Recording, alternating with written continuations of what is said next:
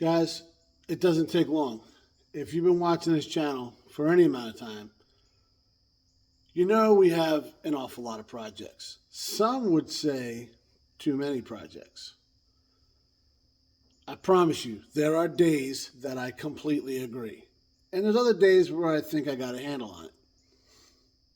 Today's one of the days we're going to try and do something about it. So in this episode of Pugliese Speed Shop, we're going to move some things around and try and get a whole plan together. Wow, we never had one of those.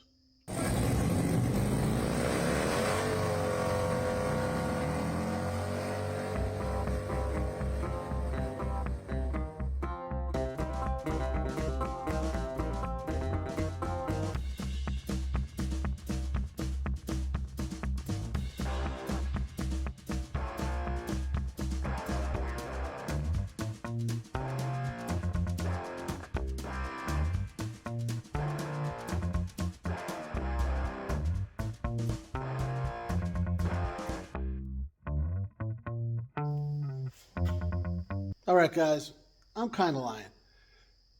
There's been a whole bunch of times we've had plans. Unfortunately, there hasn't been a whole lot of times we've stuck to the plan. And that's fine. That happens all the time when you mess with cars because, guys, things are constantly changing. But you want to control what you can control. And I think we did a good job with that recently. We promised not to touch the OBS until we got the Suburban done. We did that. And we've been doing a lot of work on this guy. We've been doing a bunch of work on the Cutlass. We haven't touched the Ford in a little while, and that's a weather thing. And guys, with the humidity, even right now, I don't know if you can tell, it just finished raining. The humidity is rolling back in. Not a good time to paint, especially at a shop that's really not set up for it. But we're going to do something with the Ford that's going to help us move that along. And I don't think I've forgotten, guys. There's no way I could have forgotten because old Wade will not let me forget that we've still got the frame for the 65 over here, and we got a whole bunch of work to do on that. We got a whole bunch of parts that are up at the house right now, so we gotta go through those, get the frame in here, start, knocking all the rust or whatever off of that, painting it, coating it, getting it built up. It's an ordeal. These are upcoming projects, guys. Give me a break, all right? It can be overwhelming, especially the way I got the shop set up right now. Really, I just have one spot to work on things, which is ridiculous, guys, because this is a big shop. But I got a lot of it set up so I can move around a lot. I store my bikes down here. Well, one of them right now. I guess two. This has become a fixture for now. You see, guys, this is how it gets overwhelming. So you got to try to not let that happen. Control what you can control. Is that? No, I think I already said that. Right now, what we're going to do, we're going to move some things around. Because we do need to get the Cutlass down here. Right here, I'm okay with this being here. You know what? Let me stop. Because I'm kind of getting in my own head. Let's just start moving things around. See what happens. See how it works. And make it up as we go along.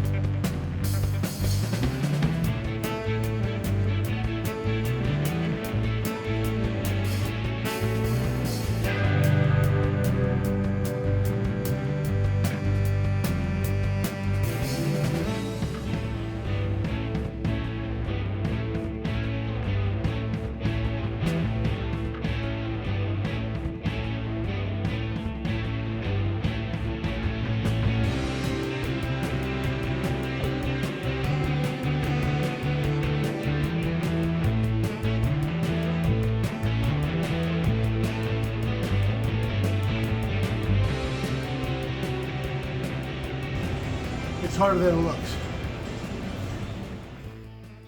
All right, I know that probably looked like some chaos and like I really didn't know what I was doing. That's about half true. And I know it definitely looks like we're just sticking this guy in a corner and forgetting about it. Nothing could be further from the truth. Everything on the truck itself is sanded to where we need to be to start prime. So, leaving that there. Those guys still need sanded. Everything over here is sanded. And then these couple things here need sanded. So what we're gonna do is take these guys that are sanded and store them over here with some blankets and stuff so nothing gets messed up on the bed area, so they're out of the way, nothing can get damaged when we're moving other stuff around or working on anything. But we can easily get to this stuff while the hood's ready to go too. We get to this stuff that all needs sanded and continue work on that. That's the plan there. This here is Cutlass, that's left over from the van. This here is Cutlass stuff, that's OBS stuff. So, we're actually, I think we're making some good progress here. That box there is the gas tank for the 65 that goes under the bed. This is a giant hazmat locker that Jay hooked us up with, and we're going to eventually get back there, but we need to move a few things around back here to get her in. So, more to come there. That's where we're looking. So, I think we got a good plan. I'm going to take all this stuff over here, start setting it up over there, storing it out of the way, and I'll probably do that after dinner because Megan just told me it's ready to go. And you guys know that means I got to go. Guys, something I very recently realized, I have 3 motorcycles, and all 3 of them, I'll put another picture up here, the other one, are all somehow caged in somewhere. This is not good. This is a bad day for America. All right, so not the finished product, but we're getting there. Got the hood hung up. I don't know what to do with these 2 yet, so they're gonna just stay right there.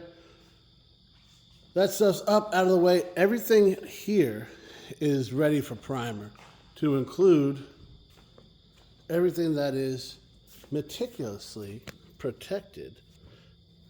Huh? Yeah. So that's all legit. This here is what still needs sanded, and that's why it's here. See, I separated them. That was the whole idea. This is still OBS stuff that we're going to leave here for right now, and this is Cutlass stuff that we're also going to leave here for right now. The cuddy is eventually going to go right here. Of course, the bike will be moved out of the way. If you notice, well, you hear that echo? Echo! Yeah, you hear it. The Ford takes up a lot less room than the 65 did because, well, it's a smaller truck. That's how, that's how that works. But, so we'll have more room for the Cutlass over here. And then the OBS can back where it was. You guys still believe I got red paint on this freaking floor from my brother's Trans Am like 4 years ago? The 7 C's! There I am, Gary, there Believe I that? am. No. Ridiculous. Yeah. Anyway, all right. So yeah, we'll pull the truck back in. I'm not bringing the Cutlass down here because it's dark out, and well, that's my excuse. So yeah. 1 week later. All right, guys. It's been a couple days, and I'm out of excuses.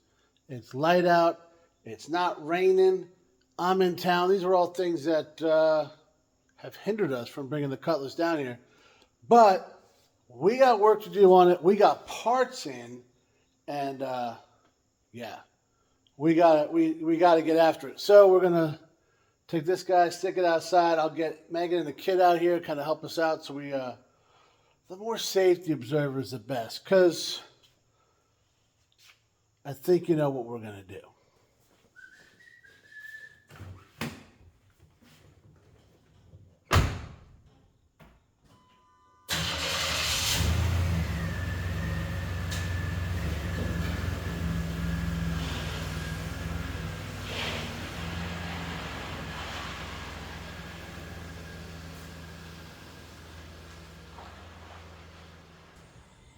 And action.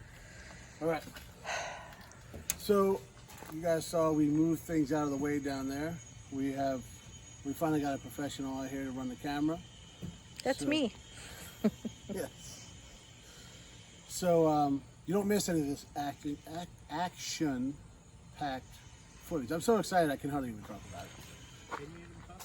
I just did it. We have done this before, so we are trained professionals. I've only run into the back of 2 vehicles out of the 2 vehicles we've done this with. So we're about 1,000 of injuring myself, but no damage. That's when I busted the headlight on your Chieftain. That was when I let you drive my truck into my car. That was Yep. a bad call all the way around. I'll take that. But we got 1 kid power. And, well, here we go.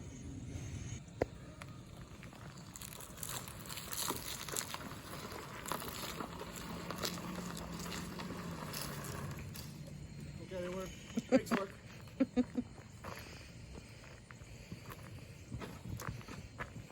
Good. You ready? Yeah. All right. I thought he was trying to Flintstone It it. was. Oh, okay. Pretty little hairs here, too. Look how strong this kid is.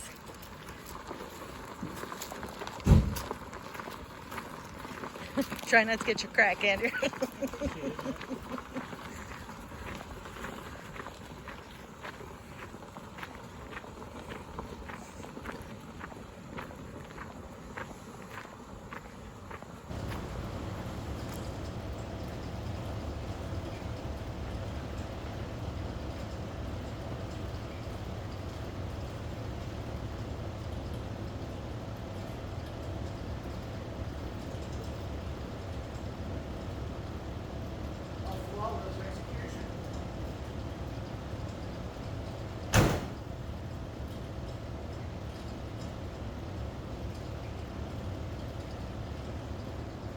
In case you missed it, I said a flawless execution. The fan can get loud. I'd like to say that was a flawless execution. And I will, because it was. So that is now the 3rd vehicle we got in here like that. The first one that was 100% successful, though. We brought my brother's Trans Am in, and it got stuck right about there because, well, I wasn't willing to go full send. I rode the brake a little bit. And actually, yeah, then Joe ran in and tried to push it. It was a whole thing before we had the shop winch, which you kind of see, yeah, it's sticking out right there a little bit. We were standing by with that, got a battery charged, ready to go. We then brought Joe, not my brother Joe, but the other Joe, his hot rod down here, sat there all last winter. He rode brakes. I pushed it down the hill. He stopped right about there, and I ran into the back of it. Didn't realize I was right there. I ended up kind of in the hot rod with him. That was the whole thing. I didn't get the camera ready quick enough. But this time, guys, all right, I'll be honest with you. I didn't go full send. I tried to ride the brakes. Show you what happened. So, what do you guys think that trail might be? You guys think it has something to do with that puddle right there? Kind of makes sense. That puddle right there kind of seems to be coming from that little drip up there, and I'm going to assume a brake line runs in there.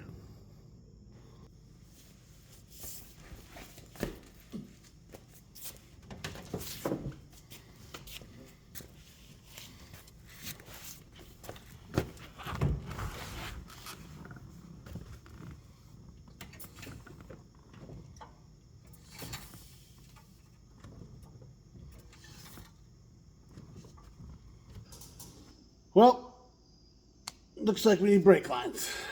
This thing sat for a long time, guys. Brake fluid is the most corrosive thing like on the planet. So I was kind of surprised when I hit the pedal that I had some brakes. They didn't fail coming down. They just felt real soft, and especially the fact that the car's not running, so there's not even power brakes. It should have been really hard to push in, and it wasn't. So, like I said, I planned on at a minimum doing all the rubber hoses. We're just going to do all the brake lines. I'm going to see if you guys remember part of collecting all the parts for some of the projects around here. The Bel Air was one of them, and we got really, really real nice. Really nice. Stainless steel brake lines for that car. It was like $150 or so. It wasn't even a lot of money. Totally worth it. So we're gonna see if I can find the same. These G bodies, guys, everything's out there. It really shouldn't be a problem. So I think we'll. I know we'll find them. I think I'll find them pretty easily. But I'm gonna look at what's it called? It's called the stock shop. Yeah. We'll check there. We'll check around. We'll find the best product and price. Mesh it together for the perfect deal. Seems to be a thing, guys, when, especially in the northern areas, this one went, remember the Caddy? We had a lot of brake issues with that. And that was a Jersey car. I don't know where that Ram there, the blue dot. I'm looking at it. It's over here. Oh, I'll show you. Ready? Check it out. Bam. That guy right there? Yeah. Brake lines are shot on it, too. So, if you're storing something, guys, that's been sitting for a long time, it's a solid plan. Like I said, I was at least going to do the rubber lines, and I was going to inspect these. I don't even need to inspect them now. We're just putting all new stuff in, guys, because I know I always say safety third, but that's for my well-being. For somebody else's, it's paramount. Yo, so Chippy keeps asking me if different things are working, and I get it. He's chomping at the bit to know what's going on with the car. So he's like, hey man, like, this work, that work, how's it going with the carb? The latest one, he keeps saying, hey man, does the air shock still work? He's wondering if they still work. So, we're going to find out. I don't know, guys. So this is real time right here, you know. This is no real deal. So, we know he's got the valve over here. There's a good amount of rust in there, so we'll see how it goes.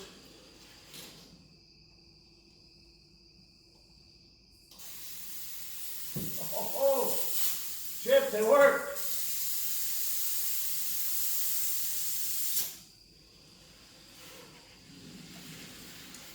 She got a little height on her. I like it lower, but now we know. Get the leak in it all. No, I don't think so. Way to go, Chip. Now you know.